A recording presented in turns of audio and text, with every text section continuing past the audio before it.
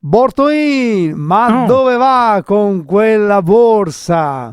Con questa, anche qua dentro che se è il kit di sopravvivenza della guerra di Ursula von der Leyen. Ma che bomber? Vorrà dire von der Leyen. E mica, cosa ho detto? Ase qui che fa, armiamoci e partite. E ora, ea sta dentro il bunker con l'aria condizionata e a sevare le partite della Champions. E hanno altri me dà il kit, vedo, sto qua, ecco. Non sia così irriverente. Vuole creare probabilmente un esercito europeo. Ma ho visto che andiamo che come a risico, perdiamo tutti i carri armati e dopo non siamo buoni di far staccare i tappi delle bottiglie. Cosa facciamo? E Molotov con l'acqua minerale?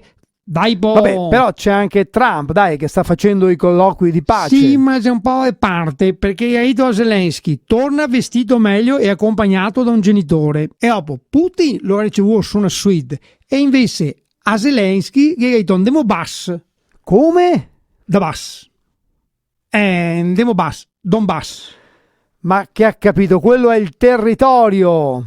Cosa giusto che sappiami? Comunque l'unico che poteva fare a pace è già era quello dei rasoi, quello Chi sarebbe?